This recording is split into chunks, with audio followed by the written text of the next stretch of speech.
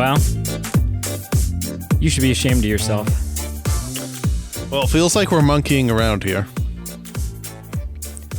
In a way. Here's the thing. Okay?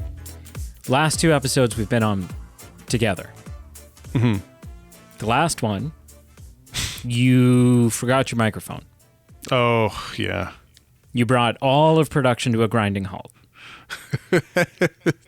And so we get together for this episode, and you're like, now I'm afraid to leave home because I'm gonna forget something. Well, I'm also afraid of that large spider that was outside your door. That was pretty messed. Yeah. There's been a little bit of a spider infestation, but Dang. I will say, mm-hmm. in light of the spider infestation, mm-hmm. there's almost no ants. I haven't seen ants. That's good. In a while. Yeah. So now I just need something that eats spiders. It's like that saying, you get you had ants, so you got the spiders to eat the ants, and then you need like a hawk to eat the spiders, and then you need it's the I know an old lady who swallowed a fly. That's exactly what's happening. Yeah. Hello and welcome. Welcome to the Movie Man podcast. I am Peter, the Ant-Man, now Spider-Man, and soon to be whatever kills spiders man is Brady. And we're here today to continue our Planet of the Apes series, where we are going to review them all. We're starting with the OG ones from the 70s. We will be doing the modern day 4, and then at some point Tim Burton's rendition. Oh wow! You just made a decision, huh? Well, we're going to do it. I've never doubted that we'll do it. I know, but we've been back and forth on the order, and then you were just like, you know what? You know how I put an end to this debate. You know how I subvert the decision making and the democratic process?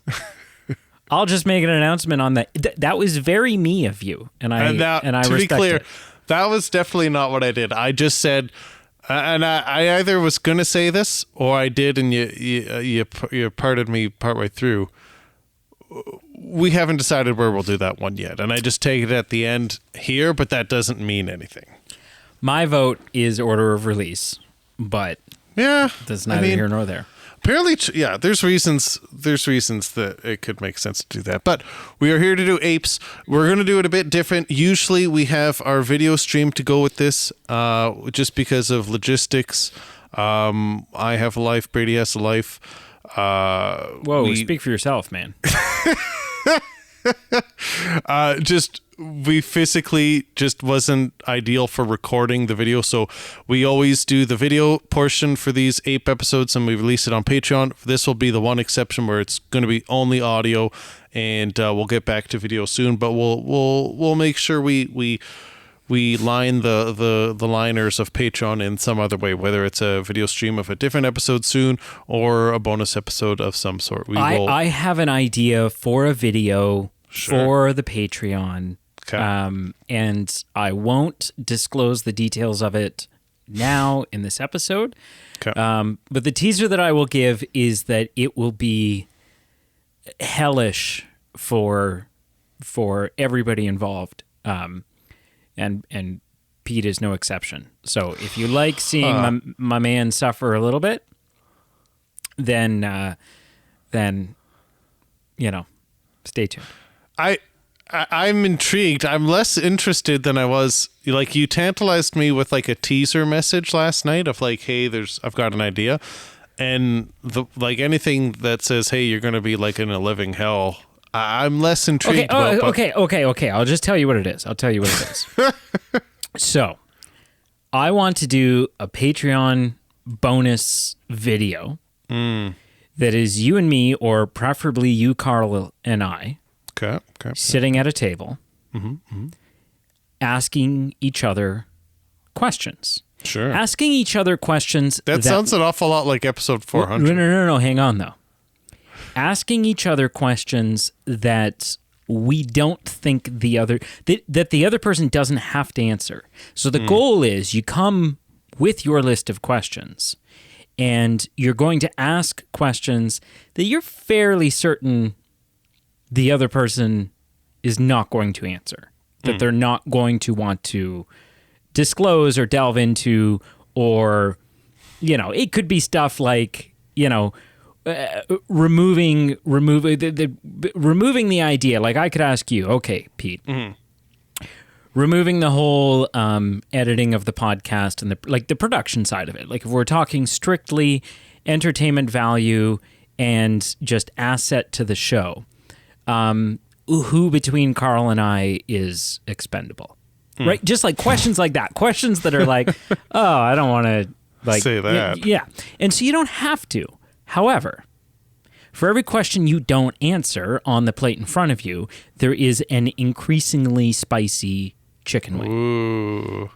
And so you can answer the question and not eat the wing, and that's perfectly fine. Yep. Or you can go, I can't answer that. And then you eat the wing. And then, maybe there's 6 in front of you or whatever, and they just kind of ramp up. Like the first one to be like Frank's Red Hot or some stupid BS like that. And then, you reach the end and it's like Carolina Reaper, Butthole Thunder, whatever it is sauce. Yeah. So I think it'd be a lot of fun. You know what? You undersold it, or at least you misrepresented it to my interest level of initially I'm not interested, but I'm game for something like that. I mean, I might want to have a say in vetting some of the questions. I understand the nature that defeats the whole purpose. No. I understand. Like, I there might have to be some parameters on them. Okay, but at the end of the day, you just don't answer the question. Yeah. Right. Yeah. So we'll see. Anyways. Let's we'll dive into this thing. Let's dive into Apes. Conquest for the Planet of the Apes. Shall we start with some initial impressions? Yeah, let's do it. Okay. So we watched this film together. We're not recording in person together, but we watched it in person together. We did. And so I have sort of an idea. You were pretty audible in your opinion of this film as the film was going on. Sure was. And I won't show your hand, but I don't mind if you do. That is just to say that I think I have some idea where you're going to go in this episode. Yep. I will say, just as a simple initial impression, this is not my favorite one that we've watched so far. Okay. I'm still giving that to Escape from the Planet of the Apes, the third one that we watched, the last one. Yeah. However, I don't think this is the worst one that we've watched so far.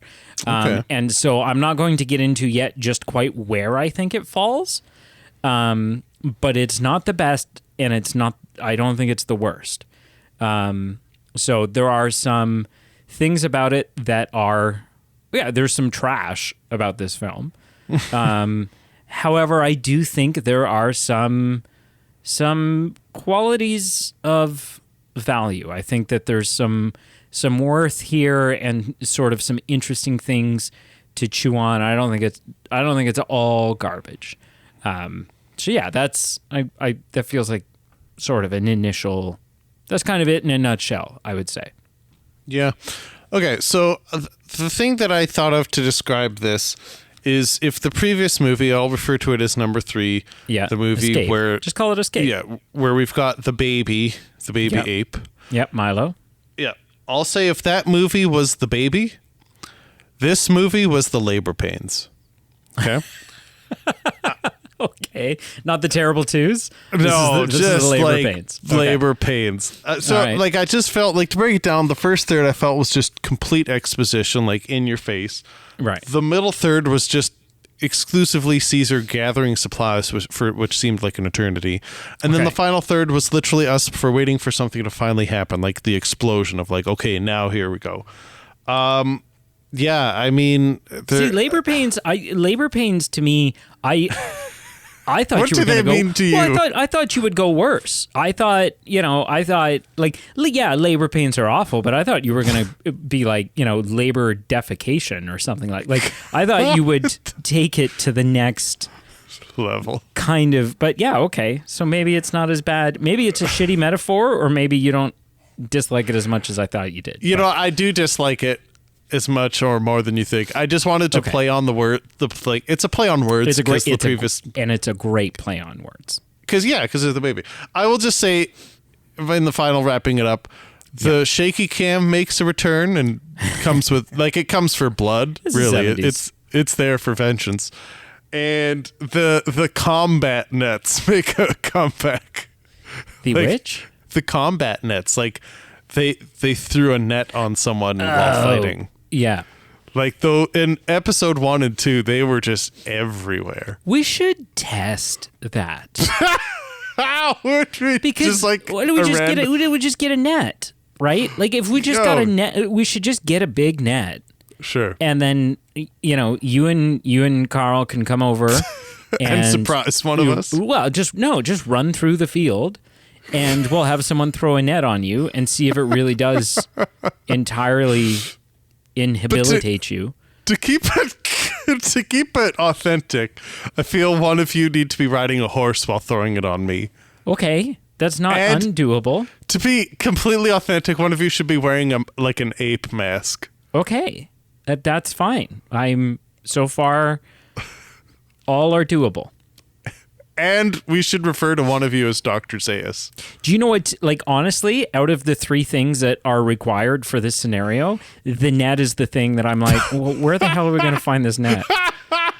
What? Okay, here we go. I know people with a horse. I can get a horse. Yeah, and a gorilla mask. I don't know, Amazon. But I'm like, where the hell are you going to find a combat net? I'm sure any net will do. Well, maybe. Yeah. Okay, so we're going to go through the synopsis. Would you like to take us through the synopsis of this film, sir? Or not optional. The synopsis, the plot. The plot, yeah. I can find it. I don't have it up in front of me from right this second, so I'd have to just quick pop it up. I don't have it in front of me either. So what would you prefer? Do you want me to do it, or do you want to do it? I can give it a go. No, it's fine. No, fine. No. No, do you have trivia? No, of course not. That's fine. Not for this. My rule of thumb is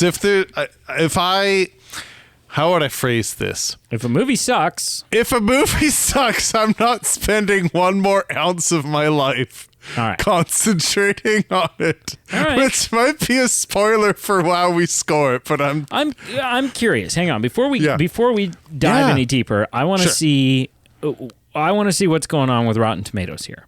Sure. While you're looking up the Rotten Tomatoes, I will say it was a profitable movie. It earned more than it cost. Did you just go full redneck on me? I'm pretty sure you said Rotten Tomatoes. I don't think so. We need to go back and isolate the audio because I am almost certain. I don't think I did. I feel like the hair on the back of my neck would melt. And them there Rotten Tomatoes. I think it's just the audio feed. Daggone. Okay, Planet of the Apes franchise. Rotten Tomatoes. Sometimes you can find, here they've got a aggregated list. So Planet of the Apes, the first one, Charlton Heston's Planet of the Apes. 1968 had an 86% Rotten Tomato score, an 88 audience score.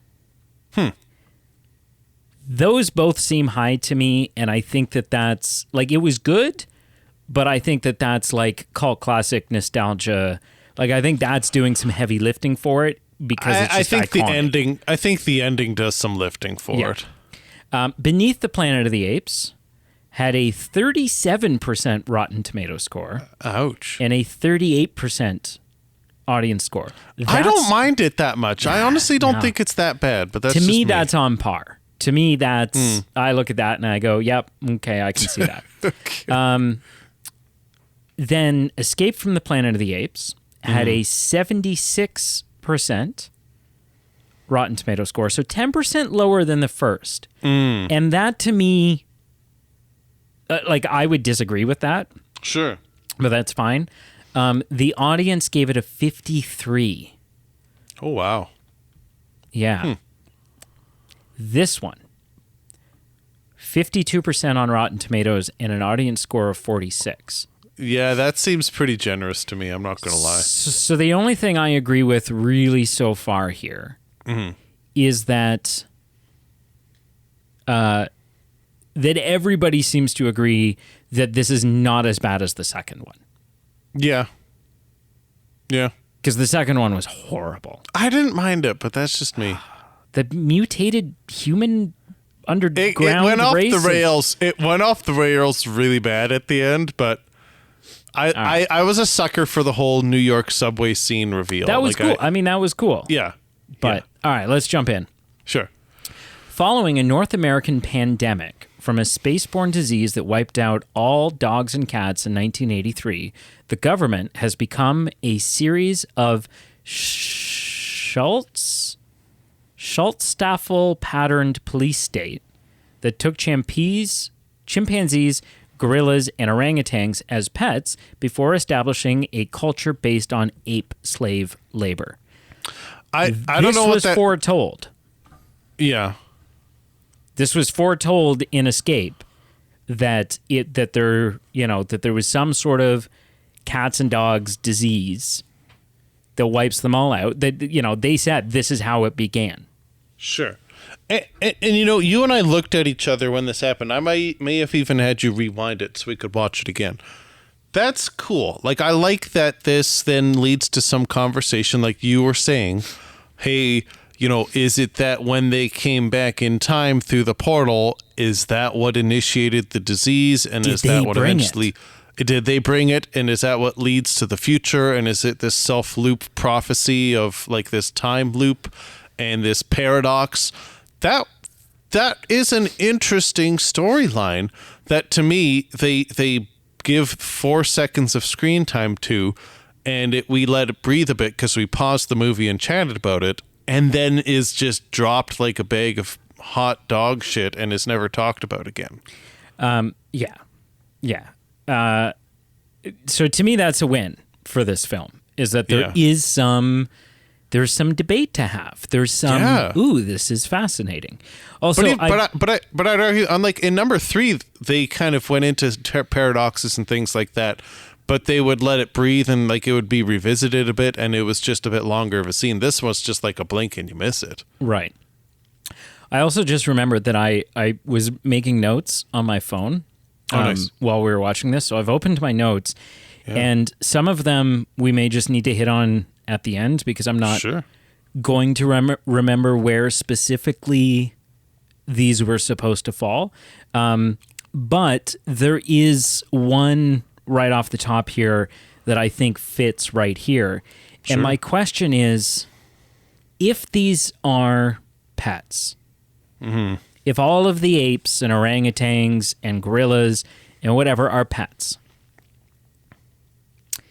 and we're living in a society that is super afraid of this prophecy of, like, did it become public knowledge? It must have become public knowledge that this was a potential future that we needed to avoid. Yeah, and I would think so. If we're trying to avoid that future, and if they are pets, why are they dressing them? Why are all the apes and chimps and why are they all wearing clothes? Like, why are you bridging that gap a little bit? Like, that didn't make any sense to me. Aside from, well, it was cheaper than making full-bodied costumes for the film. I don't think they have a knowledge of where the future goes. I think that might be more tight-lipped. Because who would really know that beyond the government? Like Cornelius, who comes back, and and some of the scientists, and Dr. Victor from Days of Our Lives, or whatever. John Jacob Alabaster from the Titanic. Exactly, for the Titanic crowd. Okay. These events were foretold in 1973 as testimony by 2 chimpanzee scientists who came from the distant future, Cornelius and Zira, before they were killed. Widely believed to be dead, their baby was secretly raised by the circus owner Armando as a young horseback rider. Jeez. In 1991, yes, so there's a big gap here. Right? Like the last film took place in 73, this one takes place in 91. There's an 18-year gap between these films. Yeah. In 1991, now fully grown and named Caesar, the ape is brought to one of the cities to distribute flyers for Armando's circus. Yeah. During their trip, Armando advises Caesar not to speak in public for fear of his life. So fun that his name is Caesar. I didn't know that there was a Caesar in the original trilogy. I didn't either. Original saga. It throws it. I don't know yet if it throws a wrench in the gears of my attempt to try to connect these films. However, it's seeming more and more difficult to do so. Yeah, we'll have to see. But I'm not giving up hope. Yeah. I know they're separate. I know that the new 4 films is a reboot that is not connected to. I know. But I want to try. We'll find out. This is a good moment for me to hit the second note on my list. One of the best things of this film is the 1970s predictions of 90s tech. Yep. Like it's a very almost Imperial Empire, Star Wars-esque kind of future. Yeah. You see a lot of rooms that look like rooms on Star Destroyers. You see, like, the biggest technological advancement that we've had is cordless phones. And cordless phones are just, it still has a base. Yep. And and the actual receiver doesn't have any buttons on it. It's the exact same damn thing. There's just no cord. It's just wireless.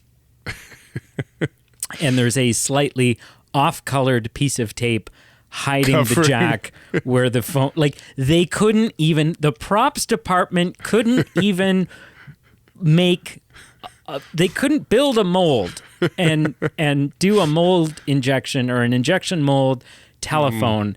They were just like, well, I brought this from my kitchen. My kids' play kitchen. Yeah. Anyways. After seeing a gorilla beaten and drugged, Caesar shouts out, "Lousy human bastards." Yeah, holy gosh. Armando diffuses the ensuing commotion by taking responsibility for the exclamation. He plans... I'll just pause you here. It's a crowd. It's a big crowd, so it's got to be loud. And I love how the security guards hone in on this, and they go to Armando and say, "Oh, that was not you. Repeat what you said. We can tell that it was at a slightly different decibel, and we're suspicious of your monkey." Yes. Yeah. Just of all the monkeys in this world, that they hone in that they think, it's a very out there theory that 20 years ago we think this monkey survived, right, and is living amongst us. It's just, I think, it's a big wild conspiracy. In this. It's very wild out there conspiracy, and I just think it's crazy that they hone in on it and are so suspicious on him. It just seems a little fishy from a storytelling perspective. But I love the one guy because the guard is gets Armando to say it again, right, to compare the voices with what they've heard, and so Armando yells it out, and the one guard's like, "Could be." Literally, that's what he says. That's what he says. He says, "Could be." Yeah. That might have been him. Yeah. Could it's so good. He plans to turn himself into the authorities and bluff his way out while instructing Caesar to hide among the apes for safety. And again here, I don't know if I get this thing, because I feel like they could have just tried to flee. I'm not sure if this was the best approach, honestly. I don't know. But storytelling, man. Yeah. Caesar obeys and hides in a cage of orangutans, finding himself being trained for slavery through violent conditioning. Yeah. And that's, I think, the spot where I have written down Disco Light Monkey Beatdown. Because there is a scene in this film where there's just guys with batons. I don't know if you need to even just explain what that means. There's just guys beating orangutans with batons while there's straight up like 1970s high school dance disco lights. Multicolored. Like the only thing that's missing is the Bee Gees playing. And it's that's in the director's cut. And I don't know what it was. I don't. Yeah. He is then sold to auction to Governor Breck. Caesar is again then, pretty lucky. Yeah. Yep. Caesar is then put to work by Breck's chief aide, MacDonald, whose African American heritage allows him to sympathize with the apes to the disgust of his boss. This was cool.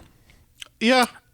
Yeah. I liked this. I liked that there was this social, like for the this feels progressive for the 1970s. That's actually a good point. For a film made in 72, that there is this, there's, you know, a black character who is empathetic with the slavery of these chimps because of his heritage and because of what has happened to his people. Yeah. It just feels really progressive to me for that time period. I think that's a good point you raised, because I think that kind of was, I looked over that upon our first view, just not only having a person of color as a main protagonist and giving them some screen time, but that is kind of a nuanced, interesting backstory and connection for sure. Yeah. Meanwhile, Armando is interrogated by Inspector Culp, who suspects his circus ape is the child of Cornelius and Zira. And this is where I have written down, by comparing a stick figure drawing of an ape to a photo of an ape to try to find resemblance. It's pretty, yeah. And when this happened, we're sitting there watching this film, and they hold up this like sketch rendition, really just like cartoon, like stock image clip art version of an ape. Yep. To a photo of Caesar. Mm-hmm. And they're like, that could be him. And I could be. Verbally yelled out loud, "Oh, F off." Like, yeah. How stupid lazy. Like that was a stupid plot point. See, that's what I find lazy is a good word. That's what I find about a lot of this. Just because the fact that there's 1 in a million conspiracy theory and they're actually right about it is just ridiculous. Right. Oh, 100%.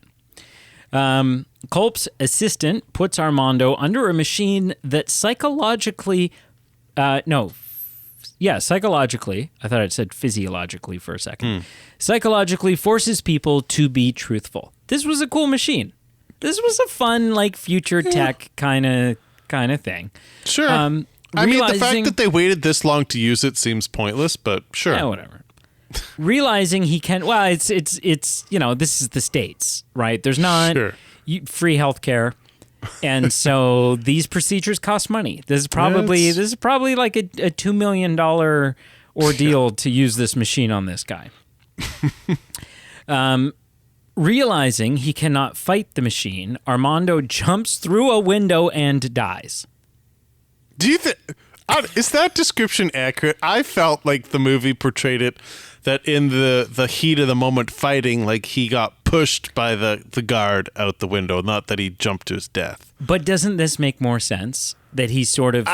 They were fighting and he threw himself out the window in order to protect Caesar? In written word, yes, it makes more sense. But in the way the movie was cut and it was portrayed, I'm not sure I buy that. Right. When Caesar learns of Armando's death, he loses faith in human kindness. In secret, he begins teaching the apes combat and has them gather weapons. And like I said, this is about a third of the movie that they're just hunting and gathering weapons. Yes. Like it was pretty prolonged. And this is probably the spot for, like, there's no real good spot for this note of mine, but it's the next one on the list. Literally, so there's this facility where they're training these apes, right? Where the government or this agency is training apes, conditioning the apes, and training the apes to be smarter and to be able to complete these tasks and make good butlers and servants and what have you, do more and more complicated and sophisticated things. Literally bringing on their own demise. Mm-hmm. Like a government that is fearing the hyper-intelligence of apes that are training apes to be smarter. Where is the disconnect? Like, it feels like they're playing with fire. What am I missing? It doesn't make sense to me. Unfortunately, Breck eventually learns that Caesar is the ape the police are hunting. Meanwhile, Caesar realizes McDonald is an ally to the apes, to the apes' cause, and reveals himself to him. McDonald understands Caesar's intent to depose Breck, but expresses his doubts about the revolution's effectiveness. Caesar is later captured by Breck's men and is electrically tortured into speaking. That was pretty disturbing. I think it was a great scene.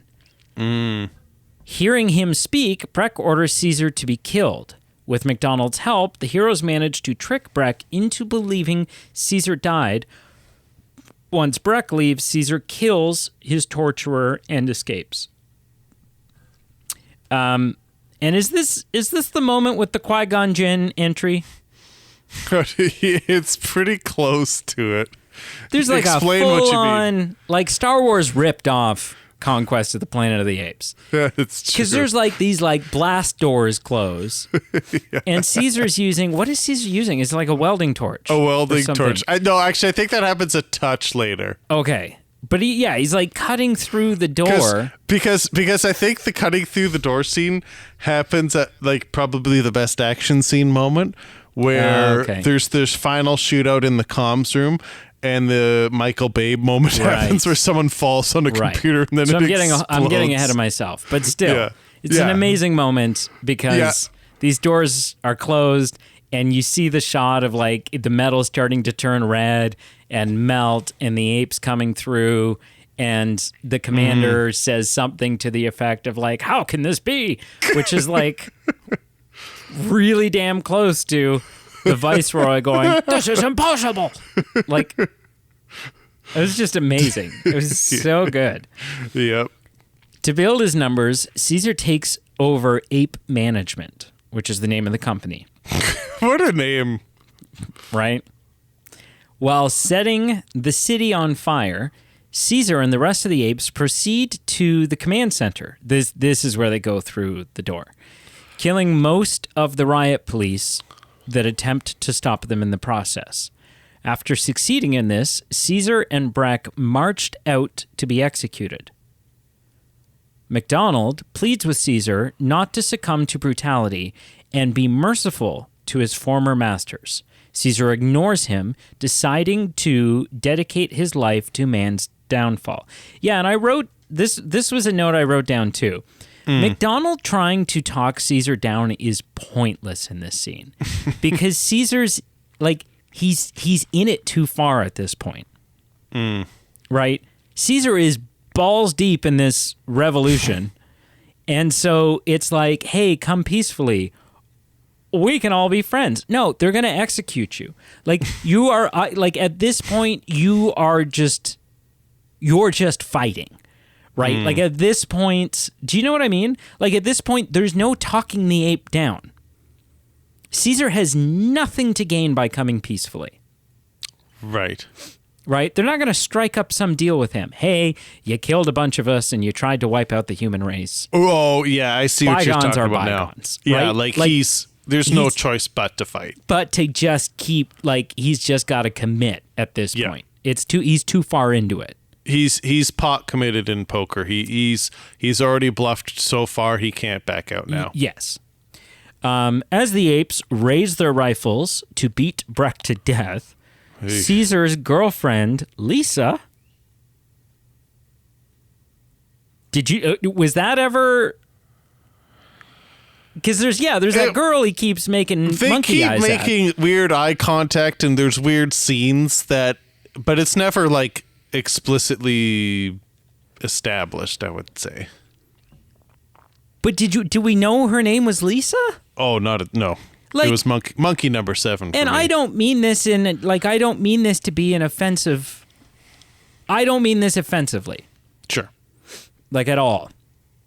But I'm curious to see what you're going to say. But does not her name being Lisa seem like when you meet a super, like, really, like, born, just immigrated recently Chinese guy who doesn't really speak any English, but his name is Steve? Like, up until this point, the apes have been Cornelius and Zira and Caesar and then Lisa. Oh, I see what you mean. Like, it just doesn't seem like who named you? I get where you're coming from. The thought never crossed my mind, but Well, it never crossed my mind until now either, because we didn't know her name was Lisa. It's true. Right? Like, if you were watching this film and an ape comes out and goes, "Hi, I'm Bill." Right? You'd be going like, what the hell?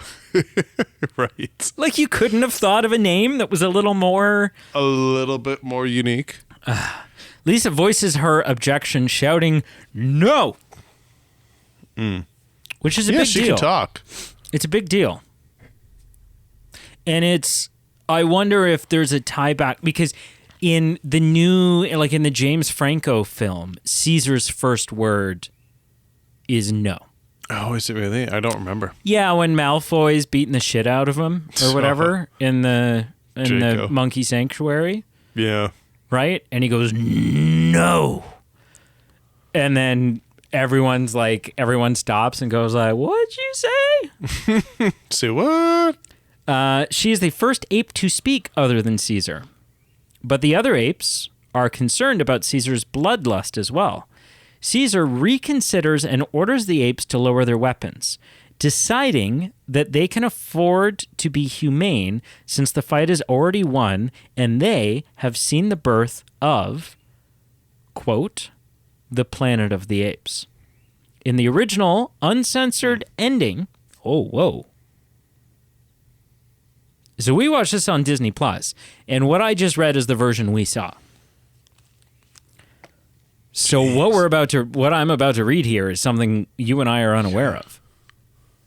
In the original uncensored ending, Caesar chooses not to be compassionate and has the apes clobber Breck to death with their rifles.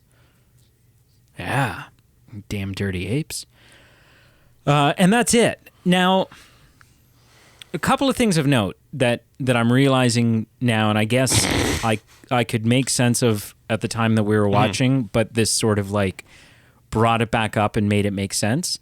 The apes, like, although it's only Caesar and Lisa who are conversing in English, these other apes are not your garden. Like, there's already some sort of evolution taking place. Do you know what I mean? Like, they're a little more advanced, it would seem, than the modern day ape or the apes that would have been around in 73 when Cornelius and Zira showed up. Well, so I don't, but maybe they did cause it to happen because they brought the virus back. Then there's no pets, so then they have to use monkeys. And then developing monkeys over 20 years has caused them didn't to cause act all of like these they've apes been groomed into a different way. So that's either something in the water that has caused.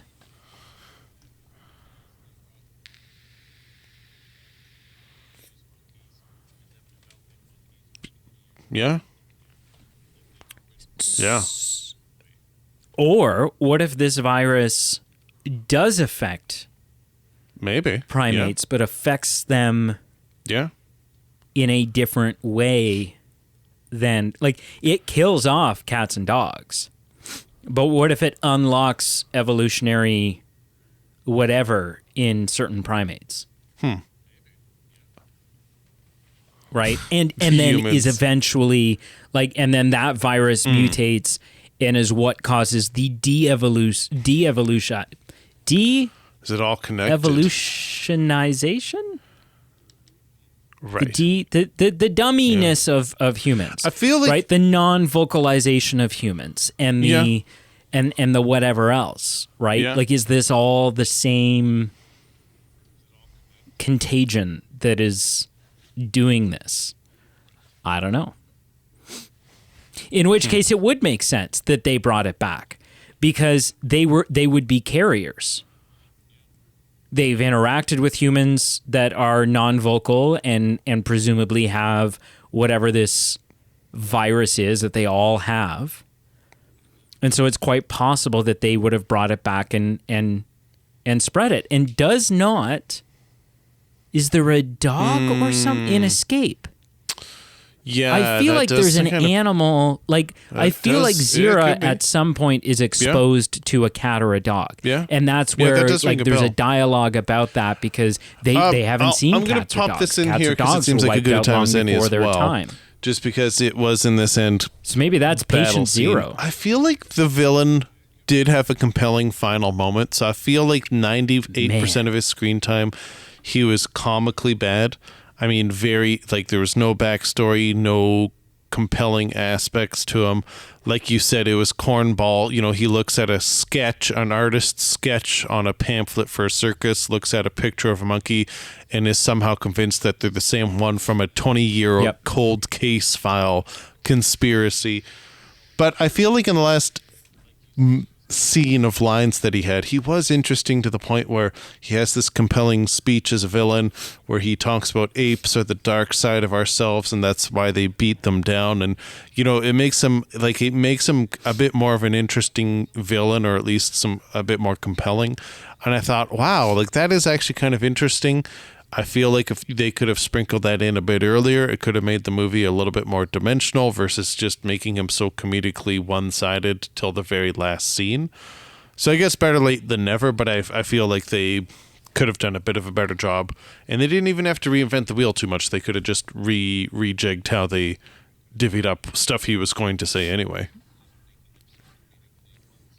Sure. I mean, what is there to say? Like, it's kind of like you have to be there in the moment when you watch it, and it's just so horrendously bad.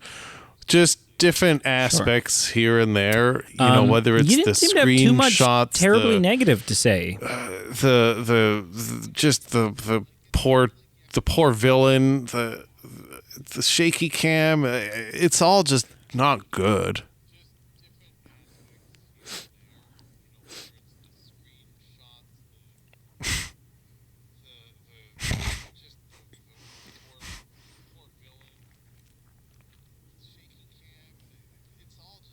Mm-hmm. I will say that there was there were times where I would clarity, turn and look at you and say, "Do you understand what's going on right now?"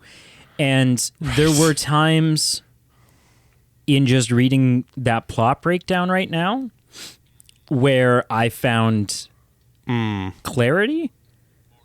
Like, there were spots where I was thinking to myself, "Oh, is that what was happening?" Mm-hmm. Right?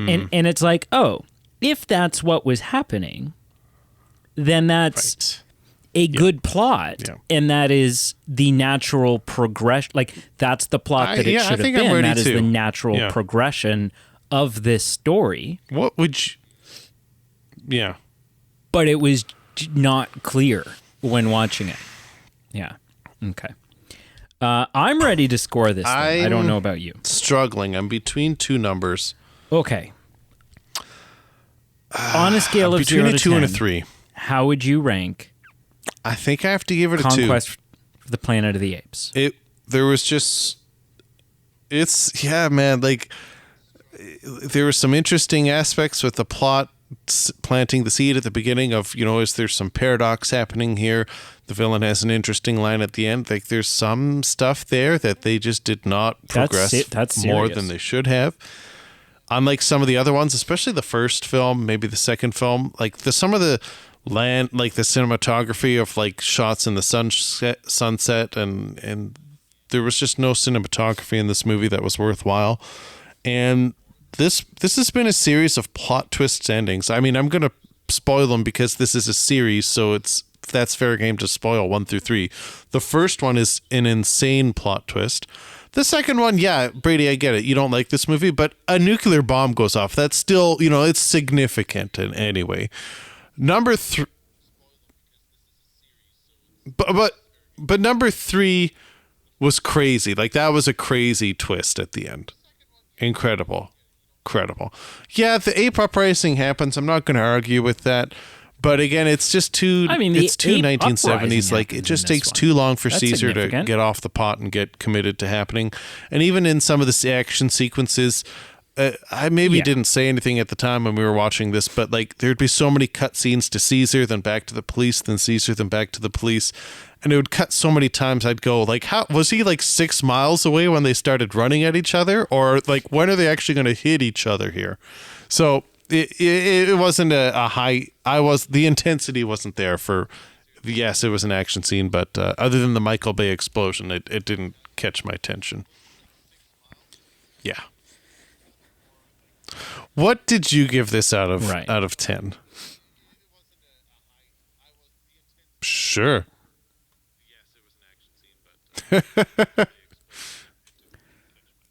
So 2 out of 10. Okay. And just before I got to run to the washroom, so let's put a pause. Normally it's not me doing this, but I'll be right back.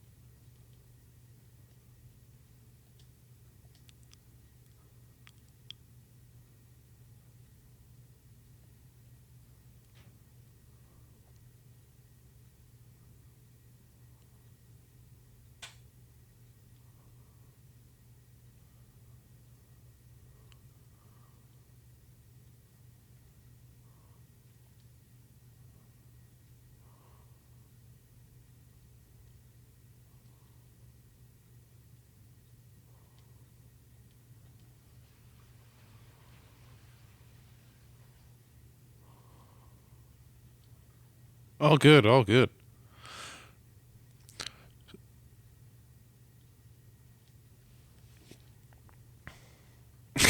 I was recently listening to how you and Carl were ranking The Conjuring, and he made a comment on like how specific you get with your rankings. It's like, all right, I give it a 6.2. I think I give it a 5.5. So 5.5. Okay.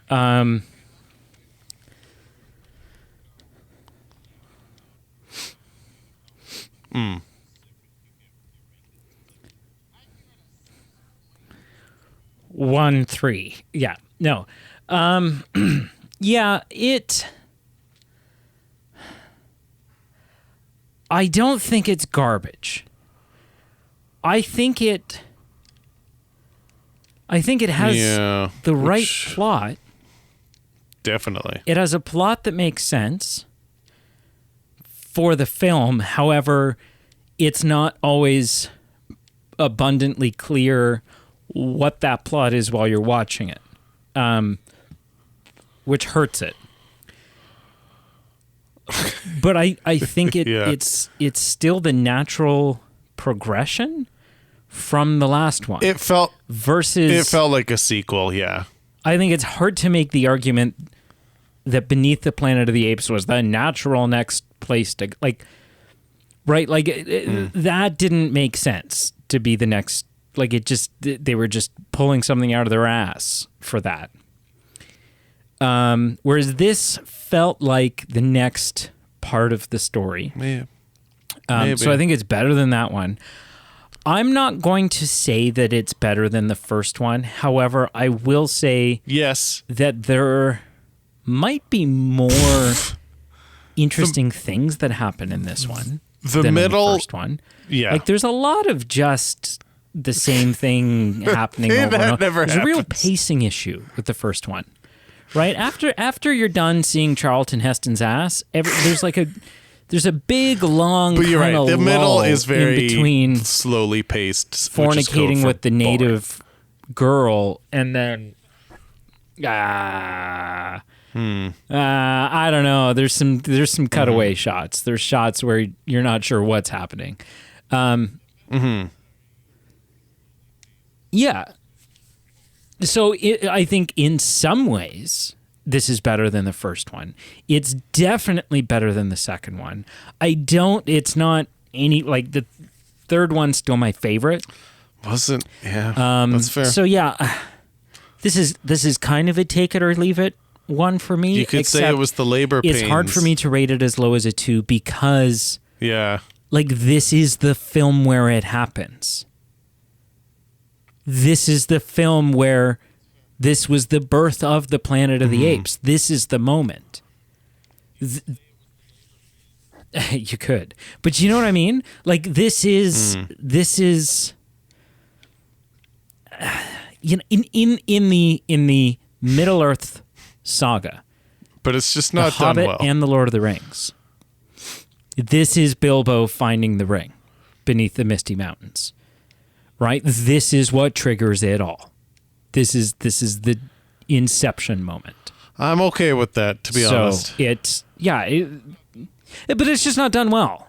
I feel like we're in the hopefully Battle for the Planet of the Apes. You have you're seeing the silver linings. This is the I just feel we're in the episode Roger of the Moore original, years where we did our James Bond series. The original saga. There were some dark days, and I feel like I'm ready to get into the good stuff. But we're almost there. I'm enjoying the ride, even when they're not good.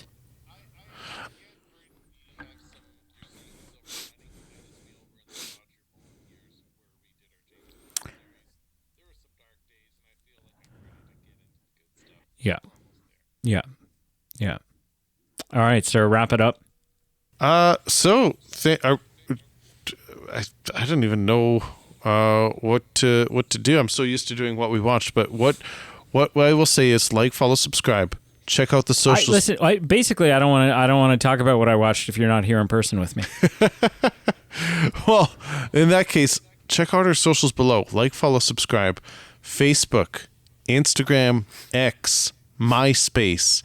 Not the MySpace one, but check out our Patreon page, our merchandise page. It's ways for you to support the show, help us pay the bills. I think MySpace still exists. Does it? I think so. Okay, I didn't think it did, but it's been a while.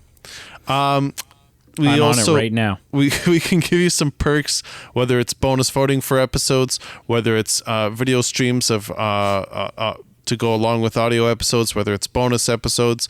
We do try and just give you some perks back for helping support the show. We truly appreciate all our Patreon supporters. It truly means the world to us to have your support and to be along here with the ride with us. And thank you for everyone for listening. And until next time, I don't know what to say this. I guess it could be him. Could be. Could be. Could be. I'm literally making a Movie Man podcast MySpace page. I don't even know why you know. Right now. Don't do it. Right now. Don't do